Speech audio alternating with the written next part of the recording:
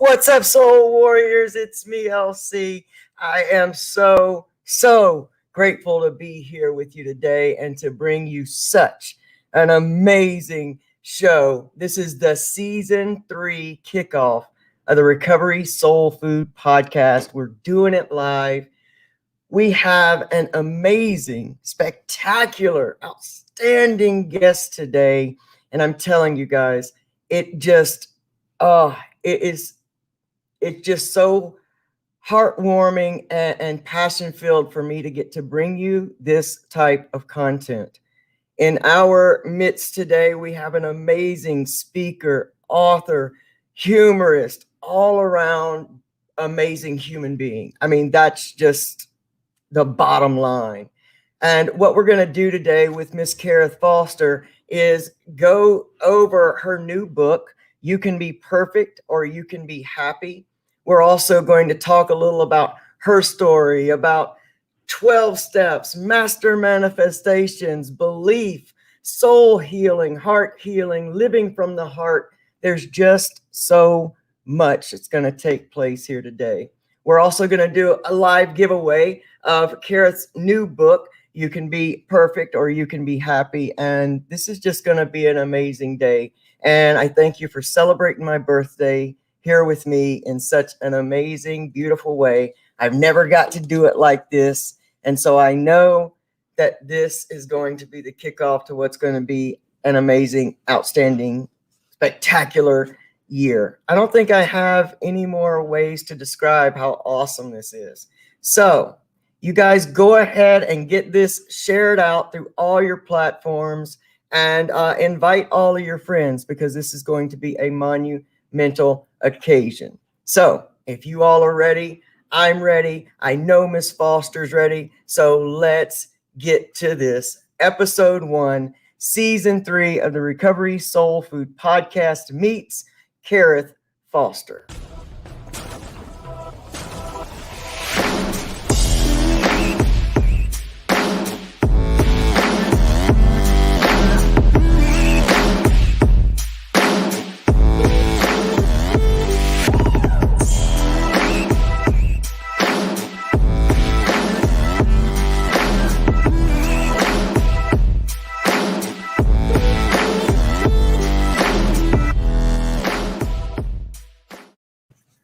So, Warriors, can you believe it? In the house. Oh, darling. Oh, first of all, happy birthday. Thank you. Secondly, if I could just bottle you up and take you with me everywhere I go, every place I speak, for you to give me that kind of introduction, you have a lifetime job for you, my friend. Hey, I ride in people's pockets. I don't mind telling the truth about folks, because this, you were only brought into my reality about 3 weeks ago tops by my brother in life, my soul brother, Martin John Garcia, Recover Yourself podcast. And from that moment on, I knew, I was like, this is like my soul twin. Like, we're all talking about the most amazing things. And I'm, I am in the recovery community, and everything in this book is a road to recovery and how to really, really heal. And every page I turn, everything I read is like, this is what I'm talking about. This is what I just desperately want the most amazing audience on the internet right here with us. That's what I want them to know is, happiness is attainable, and it lives in you, and you can come from anywhere, regardless of where you've been, and make your life exactly what you want it to be. And so let's get into shattering paradigms and old mindsets and stinking thinking and get to it. So, Karith, you do everything. You are an author, you're a comedian, Mm-hmm. radio, TV host. You've been the star of two big documentaries. Can We Take a Joke? I think is one, and Uh-huh. Safe Spaces. No safe spaces. You speak on diversity, which you've now turned to inversity, which I've been using now, coined your phrase. It's beautiful. There's just so much that you do, and yet you're still a mom, you're still a wife, you're still a human being above it all. How in the world, first of all, I guess tell us a little bit of your history and your story and why this is so passionate to you. Sure. Well, first of all, I do often feel like that. I don't know who hasn't seen the musical Hamilton at this point, but we became obsessed with it when it came out on Disney Plus. And there's that line, why do you write like you're running out of time? And I feel like I'm Hamilton in that respect. Like I got so much to get out, and I got to get just like I'm running out of time. And not that, there's this like immense pressure. I mean, it's the pressure I put on myself, but it's like I want to give people so much. And what's the best medium to do it? And for a long time, it was comedy. And I love comedy. I love humor. I call myself jokingly a recovered journalist because that's what I went to school for. Because from the time I was in middle school, I just felt that my purpose was to be this beacon of light and truth. And I thought, well, that's how you do it. Because I saw all these people on TV looking like they knew what they were talking about and sharing information and educating the masses. And then I got into it and I realized, oh, yeah, this isn't exactly how this works. And the truth I want to tell, they may not like. And I don't know if I can tell all of their truths. So let me find something else. And that's when I found comedy, or rather, it found me. I was I was working at The View at the time, when the show Barbara Walters started 20 some years ago. And we literally shared space with the soap opera, All My Children, Rest Its Soul. And I was in the ladies' lounge, and this girl comes in and is like, hey, can you watch me do a set? And I always tell people, if anybody walks into a New York City bathroom and asks you to watch them do something, you run. Right. But I was like, okay. So she proceeded to do 6 to 7 minutes of stand-up comedy, which is what a set is called, right? Your set amount of time for comedy. And I was bowled over because I was never the class clown. I was kind of the goody two-shoes, the straight-A student, but I always loved comedy, always. I would sneak to stay up late to watch Johnny Carson and Jay Leno, right? I wanted to see who the comics were, and I just knew there was such healing that came from laughter. And it was so cathartic. And then I got into that world and I realized that so much of comedy does come from pain. Absolutely. There's the equation of, tragedy plus time equals comedy. So I do use humor and comedy in almost everything that I do. And while stand-up comedy isn't my main thing anymore, it's more speaking and creating programming. I do incorporate humor because I think it's just such a phenomenal tool that connects us on a deeper level, that erases takes the edge off of things so that we can have more heartfelt conversations and not be on the offense, not be on the defense, Yeah. So your purpose came and found you in a bathroom, which goes to show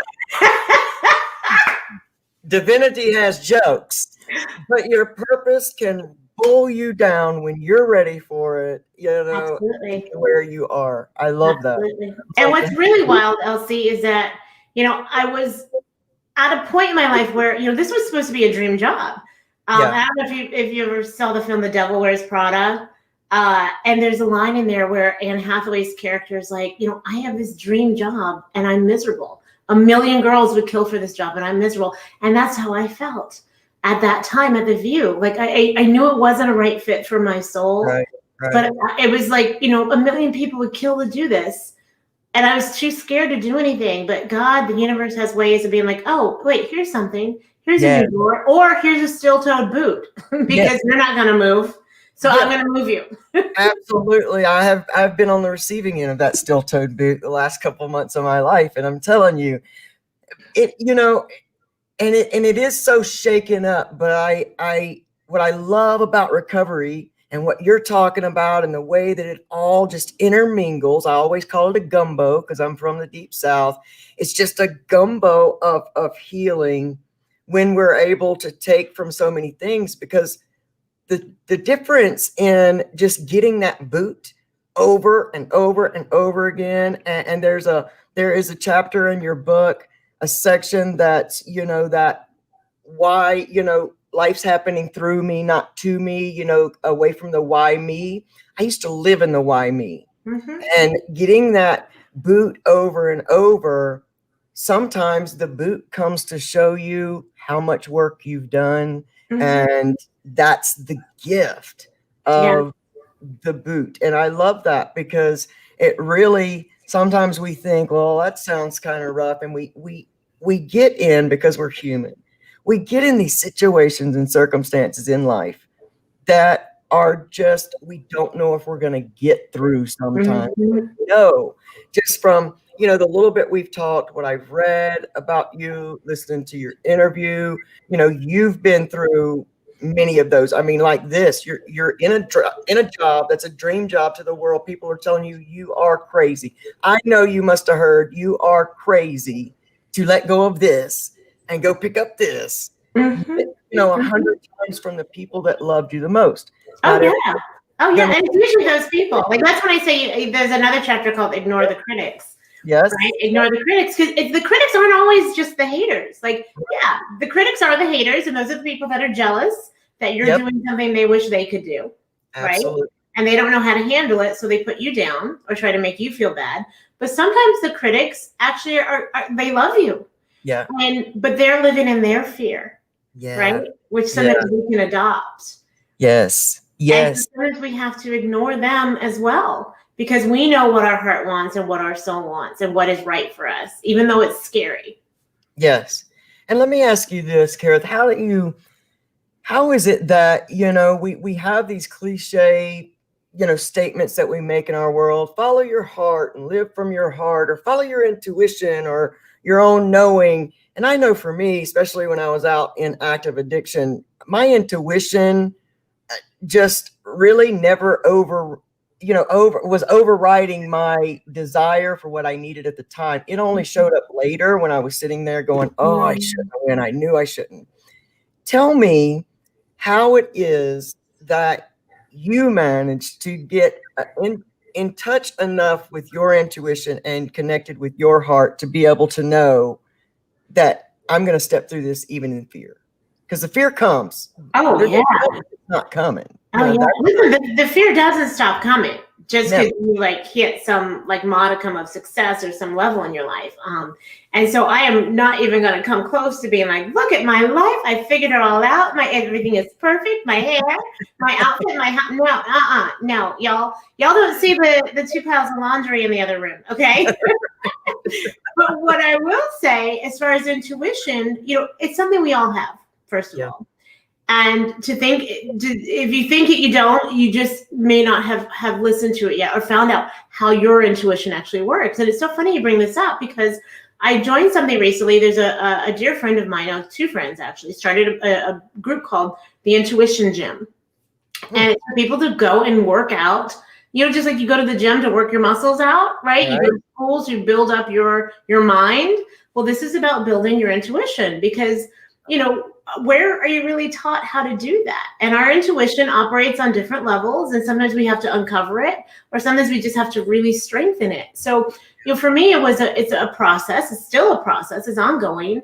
But I've learned to listen to myself. And we talk about, I love how everything is, not everything, but how you talk about the heart, right? And I say what I do, it's not hard work, it's heart work. Yes. Yes. Whether it's bringing people together. Now, this is what I just recently learned about this. And I mean, recently, like as in the past year, about heart math, right? And about the fact that our hearts aren't just these amazing muscles that pump blood through our bodies, but they actually have over 40 to 60,000 neuroreceptors that think and feel and learn independently from our brains. Yes. So when your heart doesn't feel good about something, your heart aches, even though you may logically know that whatever is for the best, your heart is still thinking on its own. They call it the little brain.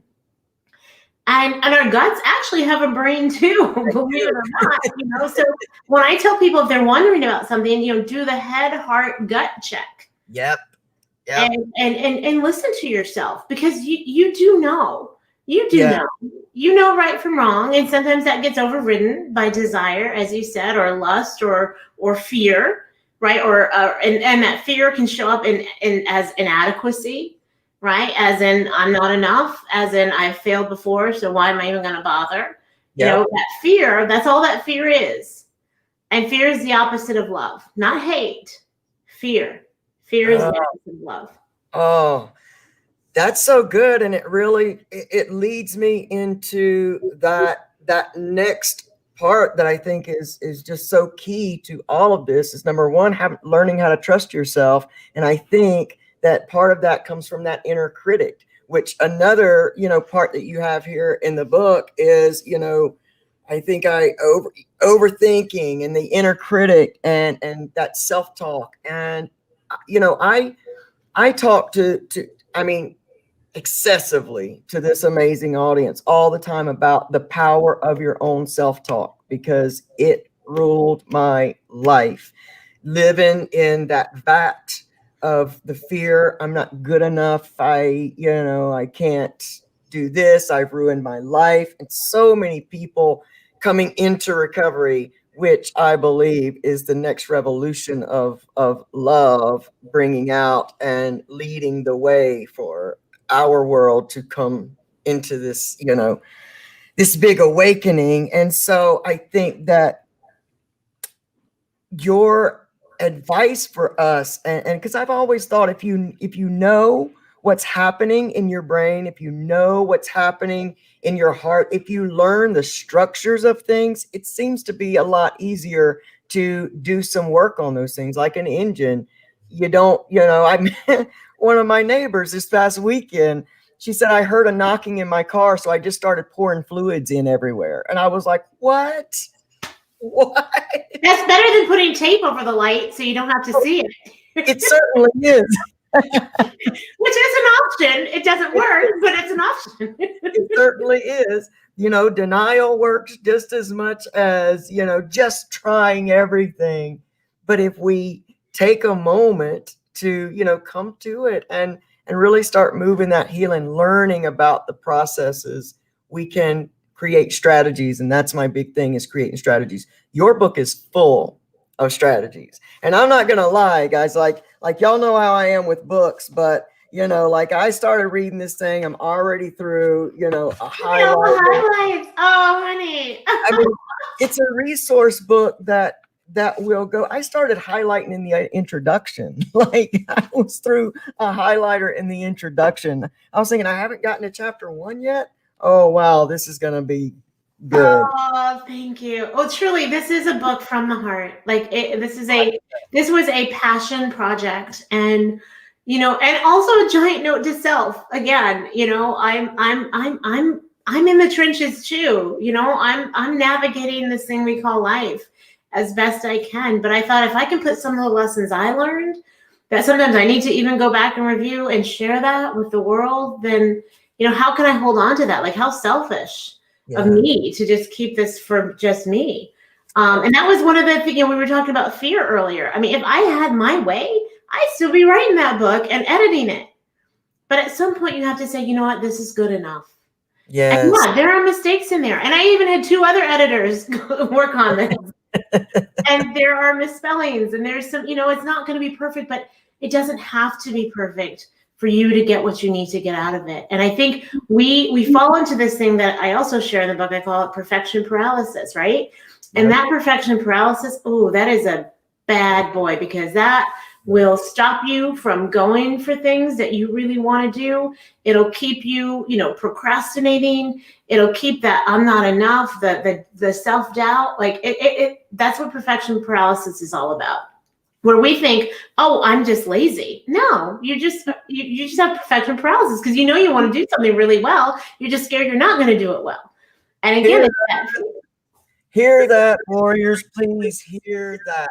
One thing in recovery that we talk about constantly is procrastination, and there is always that feeling. And if you know, hear that, y'all, like the procrastination is not a moral, failing. It's not a failing of values. It is fear. It is perfectionism.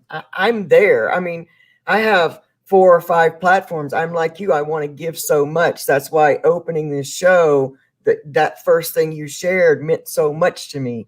I get as much healing from doing this that, as anyone else does. It's a healing journey we're all in. So talk to us a little bit about, like, about 12 steps. I mean, talk to people about your life and some of that pain you've come from and how you come to be. Sure. So I was just really introduced to the 12 steps from my own personal experience about a year and a half ago, I'll say. Because I know it's supposed to be like anonymous, but I was in a program for people who had addiction to flour and sugar. Wow. That's my vice. Mm-hmm. Flour and sugar, it still is. But we adopted the blue book, right? And I learned about the 12 steps and the processes, and it was so powerful. And it's funny because I wrote most of this book before I even started doing that. But then I saw the parallels, right? Which is why I think you associate with it so much. So it was like I was kind of onto it anyway. Yeah. But it's nice to have it validated, and something that has been, such a marker for people to achieve success across the board. Yeah. But yeah, no, I've certainly had my struggles. I've dealt with from certain abusive situations, emotionally, work and professional life. Not really understanding fully my value and my worth.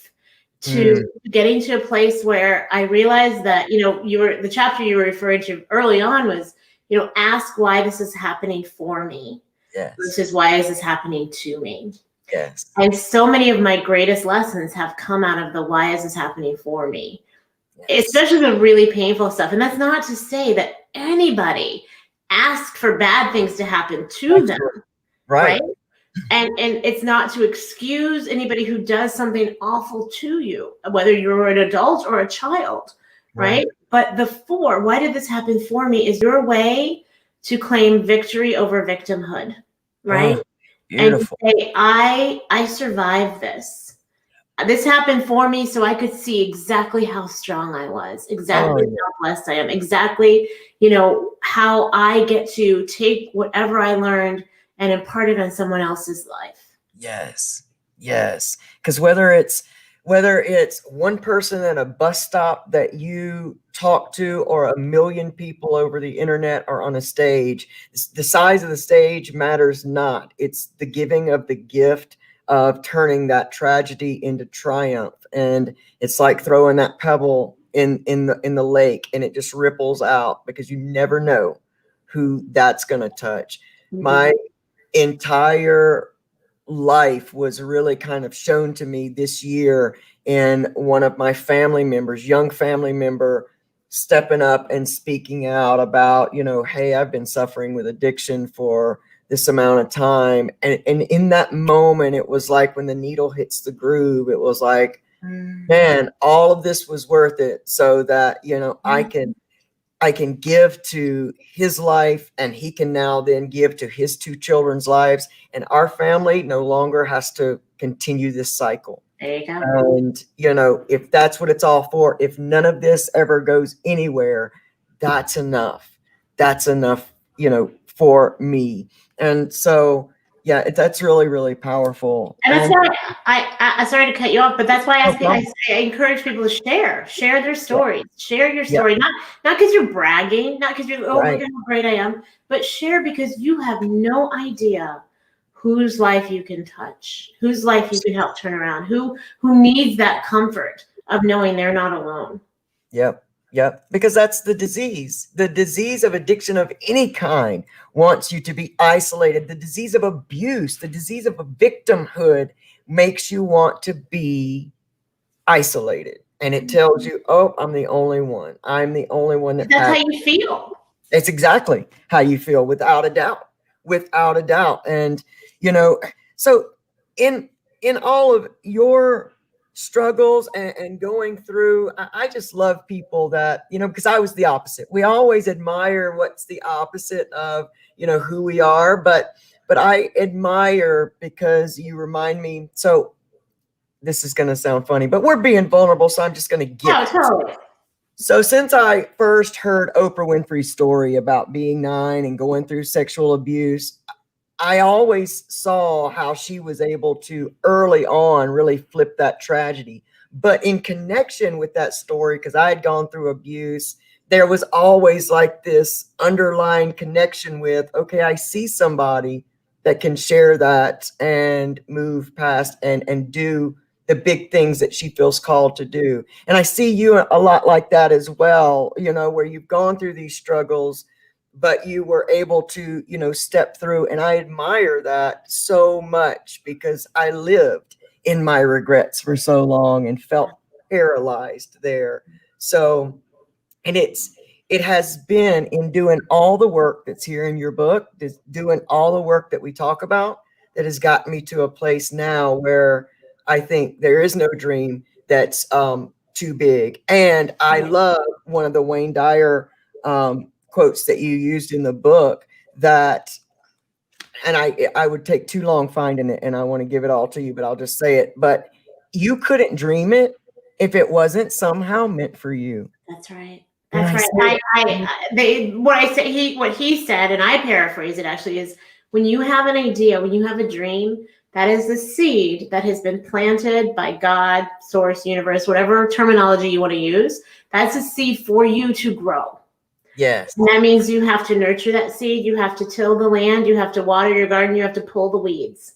Yes. And you have to do the work to get that seed to bloom, but it wouldn't be there if it wasn't supposed to come into fruition, literally. Absolutely. So when you have that dream and then the fear kicks in, that's when you have to come back around. You know, when it throws a left, you throw a right, saying, you know, this is mine. This is my dream. It's meant for me. Because, you know, I often make the connection between I watch TV and I see somebody jumping off a rock and I think that's cool, but I'm not led to do that. Something else, I see somebody do stand-up comedy, and that was the original thing I wanted to be as a young person. Oh, wow. And caught in the identity whole crisis and the, you know, been through the, we don't know what to do with this one. And I didn't know what to do with me either. And so exactly. Story of my life. Story of my, and that was, you know, we were talking about the struggle. I don't want people to just think like, oh, her struggle is just, you know, she can't put a donut down. Like with the flour and sugar. Like the struggle I had going a little bit deeper, and I do share in the book, is growing up in a place that was not very diverse and being the only Black person ever in any of my classes from the time I was basically in 3rd grade on through even my freshman year of college. And being told constantly that I wasn't Black enough, whatever that meant to people. Right. I didn't fit the stereotype. I didn't sound a stereotype. And I mean, I've learned to use all of that pain as material in my comedy. But it got to this point where I felt so caught between two worlds, right? And all of us are just trying to figure out our identity, especially as adolescents. And I struggled with my weight because I was severely asthmatic and allergic. And so I was on steroids, which is a big hormone that does horrible things to you emotionally and physically. I mean, there's a picture from, I think, my very first passport, and my face is so swollen. I look like a sumo wrestler. And so I was going through that, and then just the regular hormones of teenage life. And I remember telling my parents, I don't know if I can do this anymore. And thank God they listened, and they got me help, and I got therapy, and I got psychiatric. You know what I mean? Like I wasn't left to just flounder or figure it out. Thank God. Yes. But, you know, I've been through the trenches of wondering, like, you know, is this my life? Can I even keep it up going? And I think, you know, that was part of my, not just my story, but like what I had to go through to strengthen me, to be able to be like, you know what? Why do I have to be identified just as Black? Why can't I be just Karith? Why can't I be a comedian? Why can't I be not just my gender, not just my skin color, not just, you know what I mean? I'm so much more than that. And we all are. So I hate the labels. I hate it, and I get it. Like, I get everybody wants to claim something and an identity. So no disrespect to people who are choosing their pronouns, right? Right. But I do feel that it does a disservice when that's the only way you choose to be identified.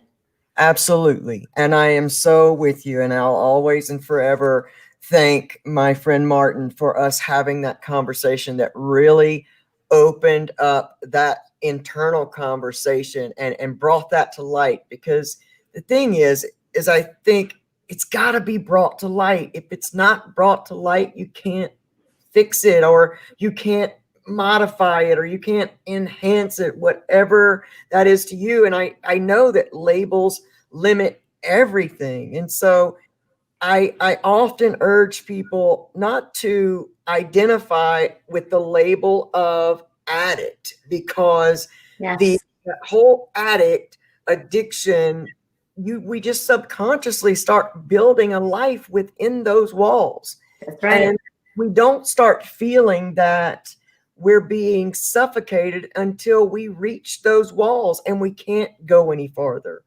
If I sit down in that big room and it's massive space, I don't feel so bad. But as you grow, you start realizing I can't grow past this if I'm with this. And so, that's been a great part of my learning year, my work this year. And I'm grateful that you talked about that and that you shared that, because that's exactly what I wanted you to share. I want people to see we're all going through something. We're all going through things. We're all human beings, and it doesn't matter our color or our gender or what people say. What you said is what our true mission here on earth is to get back to our divine selves, to who we are, discover and live from that place, versus living from, I gotta have the right car, gotta have the right job. And if I don't, I start drinking myself to death because I don't measure up to these standards that whoever set. Right. That whole comparison thing, right? That comparison and judging. Like, that's, there's a chapter called Stop It. And people are like, stop what? Stop it. Stop judging. Stop judging other people. Yes. And one of the ways to get over the judgment thing, and I'm so grateful that I had someone who mentored me as a comedian who really brought that idea to light. But when you're judging someone, what you're basically saying is you have to think exactly the same way I do, because I'm right. And if you're not on the same page exactly with me, then you're not right. You're wrong. So not only when we judge people, like, are we demanding that they say it exactly the same way we do, but then what we're saying is, oh, wait a second, if someone's judging me, then they're saying I'm wrong too. And we got to carry that cloak. Right? Now, it's a really easy fix. It's so simple. You're going to be like, what? Have an opinion. You're entitled to your opinion. Opinions are like belly buttons. Everybody's got one. That's right. All right? It's your opinion. And guess what? When you're like, oh, that's so-and-so's opinion, their opinion just slides off your back like water off a duck. Yep. And it's that easy just to make that mental switch, because then you're not carrying that weight on you. Yep. Because I liked what you said in Martin's interview that you did. And if y'all haven't seen Martin's interview with Karith, the Recover Yourself podcast, then go to iTunes, Spotify, YouTube, everywhere Martin is, and see this interview as well. Because that was one of the things that you were talking about in there, that when you identify so much with an identity, the moment somebody comes against it, there's a fight there, there's anger there, and especially if they come against it in a way. And before Martin and I had that conversation, I was feeling like I had to fight all those battles. You don't get to be a trans guy in the South, and as well as recovering from addictions and stuff. And I had identified with all of those things. And so I felt like I was fighting this big biblical battle. I was having to fly the flag for addicts everywhere, trans people everywhere, LGBTQ everywhere. I was flying the flag for God because I'm like, you people are ridiculous. This is not who God is. What is wrong with you? And then the moment that I really came into that switch and just flipped, just those tiny little things in the brain, it was so it was so nice to throw off the responsibility of fighting all those fights every day. Another Wayne Dyer quote that has just been the theme of this week. So I love that you said what you said, but he said, when you change the way you look at things, the things you look at change. Yes, they do. Yes, they do. And that is so applicable to not just what you just were talking about, but like everything, like what we're going through right now as a country, right? When we change the way we look at it, like some people see this as this, we're about to have this great reckoning. Well, yeah. Or maybe we're about to have a great awakening. Yeah. For people to be like, you know what, this is all nonsense. This fighting, this drama, this hatred, it's nonsense. And we are not going to tolerate anymore. And we are going to live out of love and starting with ourselves. And we're going to make a change that way. Yes. Yes. And what an amazing way to transition right into what I wanted you to talk about, because a lot of the places that we come from judgment is a lack of love for ourselves. Yeah. I believe the people that point the fingers the most have a real hard time accepting or seeing that everything they're pointing at is either fear in them or they're afraid that it's part of them. And so your book is a beautiful manual for how to learn how to love yourself. And so many people in the recovery community come from places of addiction, abuse, trauma. They don't know how to do that. They think it's ludicrous, like I did too. I can love everybody else, but I can't love myself. So that whole cliche, but you can't love anybody else if you don't truly love yourself. And I'm thinking, well, that's bullshit. This whole internal thing. Mm-hmm. It's so true. And talk to us about that, because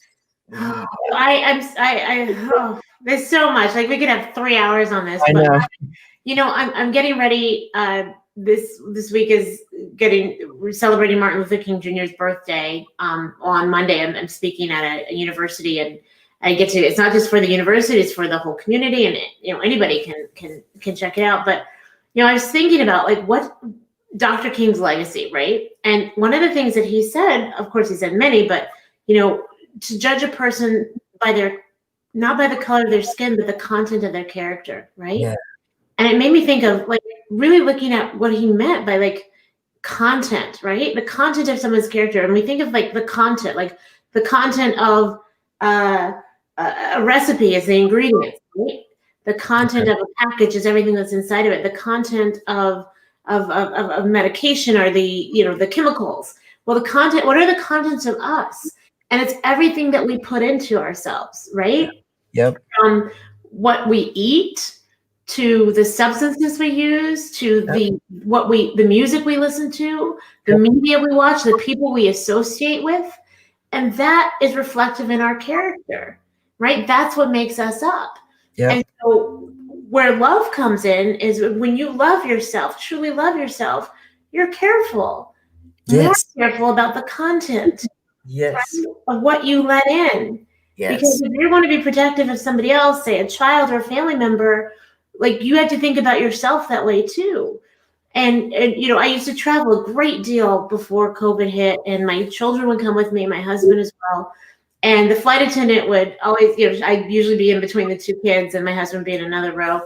And the flight attendant would always come by and, see the kids and see me and say, listen, ma'am, if the oxygen masks fall, put yours on first, then pick your favorite kid and put theirs on.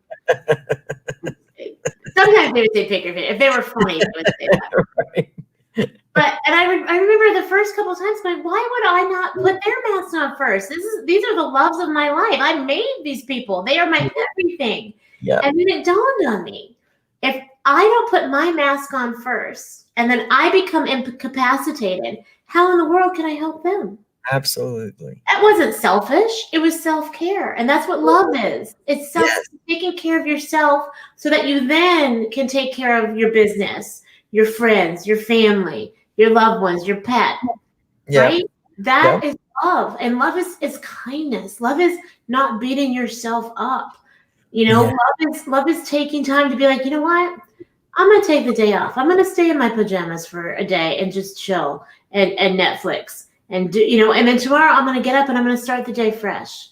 Love is saying, I'm not gonna eat that thing or put that in my body because Yep. I know that that's not what love is. That's not gonna make me feel loved. Right. Right. Absolutely. And that's so good. And it comes in, I also believe that growing in self-love comes in different stages as well as through the process. And, like you just said, in just that example of, I'm going to, you know what, I'm just going to stay here. I'm going to be here all day and I'm going to just do this. And it doesn't mean that that old thing's not going to come at you going, oh, you're lazy, you're missing this and you're missing that. But it's that really that internal conversation that then says, yeah, I mean, I can do all of that, but it's going to get half of my attention or a quarter of my attention. I can say yes to everybody because I love where you're talking about say yes and then just say no. And it's so true. We come out of active addiction and we've never been counted on. So we want to say yes to everything because we have no concept of self-love and self-care. And then we're completely run down and we have nothing left to give. We end up popping off at somebody because we're exhausted and we just ruin everything. And it's like this big cycle we get into. And, one of the things in the book that I think lends itself to self-love and self-care, and I want to ask you this and to give to the audience, is being present. Yeah. That's important to me in my self-love journey. Not just the outside of me, being happy with the outside of me, but learning how to be happy with the inside of me the most. And that for me means not having to accomplish everything all at once.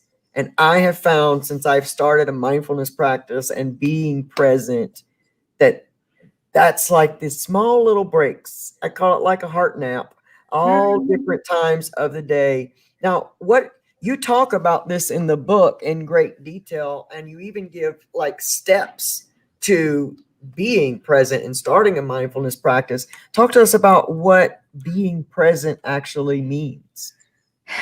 It means that you are just, you're in tune with you.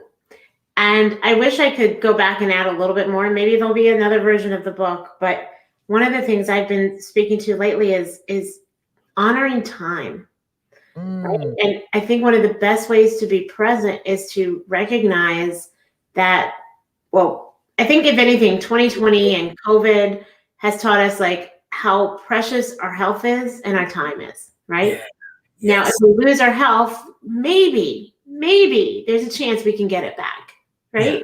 Yeah. But if you lose your time, there's no getting that back. That's right. So it's the most precious thing that we have. And my husband has said this for a long time. And I think it finally really just like clicked for me. Like, there's no getting this. So we have to decide how we're going to spend our time. And being present means understanding that where you are right now, you can enjoy it or you can piss it away.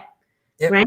Yeah. You can relish it and do something valuable with that time, or you can waste it. And when I say waste time, I don't mean just the, being on social media too long or just binge watching stuff. I mean, wasting your time being angry, wasting your time holding a grudge, wasting your time, with people who aren't worthy of you. That's right. That's right. Worry. Because worry has never lent anything to any situation ever. And I think in your book, you say something about, about worry and it was just something that really, I mean, of course it got a highlight. There's probably not much that didn't get the highlight. I did write this book, honestly, for people to either, read it all at once or, pick it up when you feel like you just need something to help you get through the day. And I wanted it to be something people could go back to, And it definitely is. it definitely is something that you can go back to. And even down to, like we talked about before, when it was just us, I talked about how you really highlighted, certain keys in there, so that even when you're in one of those days that you just need something, you can just open through there and hit those highlights. And I really love that. It's really a such a great resource, and it really is a beautiful resource. So I think one of the things I took from there and wanted to talk to you about was the danger of comfort zones. And I know we covered it in the beginning, but this is what I've been currently going through in my life, where the comfort zones have been shaken up. But being so deep in our comfort zones is a big thing in recovery and even active addiction. And that can be very dangerous. So talk to us about your take on the danger of comfort zones. Absolutely. You're referring to the chapter titled "Comfort Be Damned." Because there are two different types of comfort, right? There's the comfort where, I want to curl up on a cold day with a book and some hot chocolate and, by a fireplace. And there's the comfort that, you've just gotten so used to something being the way that it is. Yeah. That anything outside of that space is scary, is terrifying. Yeah. Even though that where you are isn't good, it's not healthy, it's not serving you, it's comfortable because you know it. Yeah. Yeah. And that's when you have to say, comfort be damned, because when you are able to get out of that fear, when you do recognize, wait, this isn't healthy, and you want to step out, you're leaving that comfort zone, right? And this is something that not just addicts have to worry about, and regular, but like leaders and CEOs and people who always want to make a shift, right? Who want to make a change for the better. Everybody has to do that. When they say step out of your comfort zone, that's what this is about. But when you do make that leap of faith, and faith is believing in what you can't see yet, right? It is. When you do that, something magical happens. And the universe rises up to meet you. You just have to take that first step of saying yes. Yes, I'm not going to stay like this anymore. Yes, I'm not going to, go hang out with those people. Yes, I'm not going to tolerate this behavior. Yes, that's amazing. Yes, and I love that. And that brings me to that probably one of my favorite sentences of all time is any book I've ever read was, I am a master manifester. I was like, I am. That's the best line ever. I am a master manifester. And we all are. We don't even know it. We don't even know it because we do it all the time. We do it all the time. And sometimes we do it with the bad shit. And that's usually when we don't really realize that we're doing it, right? Yeah.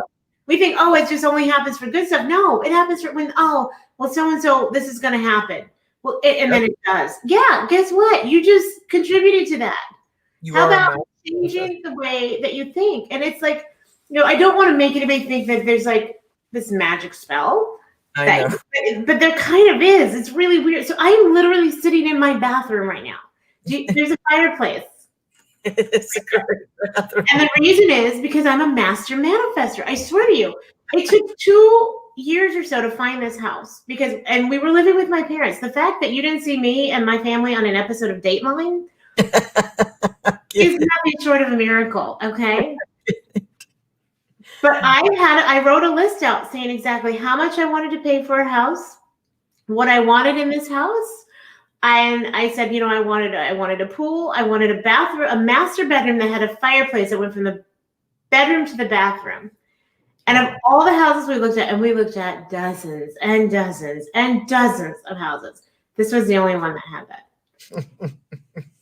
And it was listed exactly for the price I put on the piece of paper. So when I say manifest stuff, like it starts in your head, get it out of your head onto a screen, onto a piece of paper, and activate that faith, activate that belief. Act like you already have it. It's already yours, right? Yeah. Not the I'm going to, not the when this happens. I have this. I am this. Because, we were talking about the brain earlier, right? And how do we talk ourselves out of the negative things, right? And we can almost trick our brains. It's really weird. I don't fully understand it. There's some psychologists who know more than I do, so I'm not even going to claim like I have a full understanding, but I do know it's like, you know, when they do those studies and they either have people shooting baskets, right? Or they show a video of people shooting baskets, and the same part of the brain lights up, whether they physically did it or they saw somebody else do it. Yep. It's the same with the words that we use. Absolutely. Right? Our brain believes it. So when you're saying the negative stuff, when you're saying, oh, I'm a loser, I'm this, that, and the other, catch yourself and flip the script. Right? And start saying it, even if you don't believe it, even if it's not coming from your heart at the moment, but you do that and you train your brain, and eventually your brain starts believing it, and then you start believing it, right? Yeah. And it starts showing, and it just starts showing up in your world. Many of this audience knows my story, but the very beginning of it, when I came to this place and said, all right, no more, man, like I either got to go out doing this or I've got to do something. And I know that it starts here. And I sat down. I had seen the movie The Secret, like probably most of us have. And about a couple of years before. And the only thing that did for me was open up like the possibility of looking into different, law things. Sure. It was, but we don't understand it because and I love that you're sharing it the way I share it, because the gurus want you to think that it is all only for good things. And they do not tell you that the contrast is also very real. And that all the time you're saying, well, I can't afford it. My favorite, if it wasn't for bad luck, I'd have no luck. And it just keeps showing up. And when I sat down and watched this one free webinar of the 12 universal laws with Bob Proctor, I wrote them down, went and did research. And that's how I started beginning to set my life on a different trail. And it started with a gratitude list. And at the time, I could only muster up one thing. Same wife, same kid, had a house, wasn't homeless. I wasn't my house, but I wasn't homeless. I wasn't starving. And I could not see it that way. I only saw where I was failing them and failing this. I spoke and believed into an existence that we were going to have an apartment. It was going to be in a 2-bedroom. It was going to be this, that, and the other. I wrote that out. I was grateful for it. I spoke as if it were already mine. I believed it in everything I was. And we just moved out of that apartment 3 days ago, and we were there for 6 years. It was what gave us a jumping off point. Gratitude and writing things down, changing the way you speak, changing the way that you think. It all takes practice. It all takes work, but it will change your entire life. Those things start showing up, They do. And we need that evidence sometimes, not to know that our little trick is working, but to know that there is possibilities for every bit of this darkness to be illuminated in our lives. And if you can do it in one area of your life, you can do it in every area of your life. And that is the honest truth. That's what I believe. And I hold that because I see it in my life. Right now, we don't know where we're going, but I can guarantee you I got a list down of the house that we are fixing to own and have and what it's going to look like. I'm with you on that. So with you on that. Yeah. Karith, we need about 3 more hours because well, I will always come back. We can do a part 2 and a 12. Thank you, because there's just so much left. And so, yes, I love this. Oh, it's my thing every time. And the fear starts talking to me before every interview. It'll come and it'll start. And then every time I do this, the needle hits the groove. And I'm so grateful to have done this. I'm so grateful for you. What I'm going to do to do this giveaway, Karith, of this beautiful, amazing, resourceful book is I am going to, when our show ends, Uh-huh. I'm going to write down the names of every person that was here live with us. And Okay. I am then going to do a live drawing of those names on Winning Wednesday. So y'all show up Winning Wednesday, 8 a.m. Eastern Standard Time, right back here. You know where I am. And that's when I will reveal the winner of Karith's book, You Can Be Perfect or You Can Be Happy. In the meantime, have many copies of it because you're going to want to give it out. It's available. It's available at Amazon. That's where I got mine. Karith, tell us where else the book is available. Is it available on your website? That's where it is right now. So if people actually want a signed copy, which is what the giveaway is all about, Yep. they can just reach out to me directly, and I will get them out a signed copy for the same price that it's on for Amazon, and I'll include everything. But that way, you get a signed copy. But yeah, just and I'm at Karith@karith.com is my email, and my website is Karith.com, so people can reach out to me through there. So it's yeah. So awesome. So what would you leave us with today? Like if this what nugget would you leave this beautiful, amazing audience with today? Oh gosh, you don't know what you don't know. And I hope that doesn't strike fear, right? Or doubt, but rather is a spark of, wanting to broaden your horizons and expand your knowledge. Yes. Because we're all, nobody has this all figured out. Not a single person. We are all navigating this thing called life, right? And trying to make the best of it and do the best that we can. Yep. We talked about it before, but loving yourself, understanding the fact that just your mere existence, right? I think we shared this earlier. The fact that not to get into biology class, but the fact that one little sperm fed that one little egg and made you, that is such a miraculous thing, right? These microscopic things came together to form you. You are not an accident. You have purpose. And if you didn't, you wouldn't be here. And I think that's what so many people forget or don't realize, or were never told. Yeah, I think so. Or either told the opposite. And so don't believe the lie. You are absolutely here for a valuable, purpose. You're meant to be here, and everything that you're going through, in every opposition is a seed of opportunity. And it all really comes in how you want to go with it. And, I would beg of everyone here to really rewatch this broadcast and really keep getting all that's here, because there's so much healing content just in this conversation. And, you'll get something new every single time you watch it. Karith, you have been an absolute gift to me to give to these beautiful folks, and you have to come back because there's just so much more. There is so much more that I want to keep giving to them, because they are beautiful and they grow, and it just reminds me again, like I said to you when I first started reading the book, is that it just reminds me that regardless of the color of our skin, our gender, our identities, or whatever all of that stuff is, we're all just human beings trying to navigate through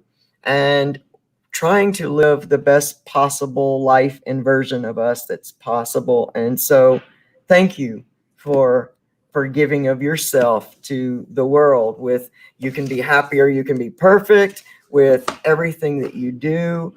And you got to come back. You got to come back. I'm totally, I'm down. I adore you and I appreciate you. And I'm so glad that you are now in my life, and that you are doing your best and your darndest to help heal the world, because we need you. Thank you. Thank you so much. Yes, soul connections come through here. I am so grateful. So grateful. So, everybody, that's the deal. I am going to go through and take everyone's name, write it down. We'll do the live drawing at 8 a.m. Wednesday morning, Winning Wednesday. Y'all know where to find me. And again, thank y'all so much. Karith.com. That's Karith. Karith. Who said that with a lisp? Somebody. What? That was It's like carrot with a lisp, so people can pronounce it properly. People destroy my name. I'm like, it's 6 letters. You and me both. I watched a stand-up, and that's what he said that you said when he's introducing you. I thought that was just. I thought it was great. All right, everybody, Soul Warriors, you know I love you. We now love Karith. She's a part of this family. Everybody get out of here and have the most amazing self-care Sunday of your entire life. Why? Because you choose to. And yes, you are that powerful. And I will see you guys on Winning Wednesday live with LC right here on Facebook and YouTube as always. And until then, I love you guys. We'll see you soon. Bye, everybody.